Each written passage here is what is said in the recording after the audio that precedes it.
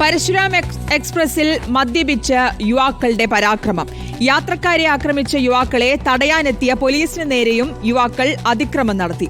അക്രമം നടത്തിയ 2 യുവാക്കളെയും police arrest ചെയ്തു. സ്റ്റെഫിൻ ജോസ്, ജോഷുവ വർഗീസ് എന്നീ പ്രതികളെ കോടതി റിമാൻഡ് ചെയ്തു.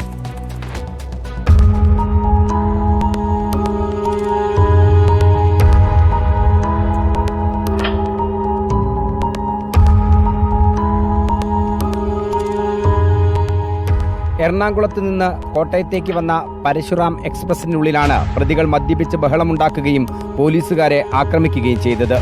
21-കാരനായ കന്യാകുമാരി വളവൻകോട് തത്തേപുരം കോളനിയിൽ സ്റ്റെഫിൻ ജോസ്, 20-കാരനായ തിരുവനന്തപുരം നെയ്യാറ്റിൻകര പുതിയതുറ ജോഷോ വർഗീസ് എന്നിവരെയാണ് railway station house officer SI Reji P Joseph arrest ചെയ്തത്.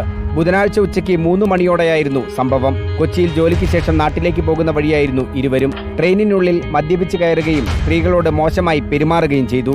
യാത്രക്കാർക്ക് ബുദ്ധിമുട്ടുണ്ടാക്കുന്ന രീതിയിൽ ഇരുവരും പെരുമാറിയതോടെ യാത്രക്കാരിയായ യുവതിയാണ് തിരുവനന്തപുരം കൺട്രോൾ റൂമിൽ വിവരമറിയിച്ചത്. ഉടൻ തന്നെ കോട്ടയത്തെ ഉദ്യോഗസ്ഥരായ അനിൽകുമാറും അനീഷും ഏറ്റുമാനൂർ റെയിൽവേ സ്റ്റേഷനിൽ വെച്ച് ട്രെയിനിൽ കയറി. ഈ സമയം മദ്യലഹരിയിലായിരുന്ന യുവാക്കൾ പ്ലാറ്റ്ഫോമിൽ ഇറങ്ങി.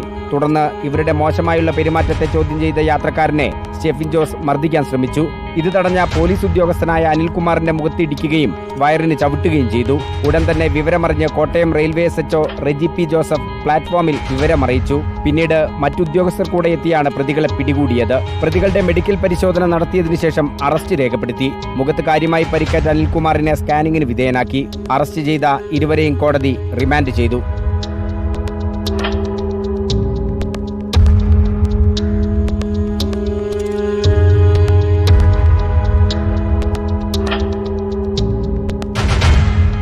റിപ്പോർട്ടർ, കോട്ടയം.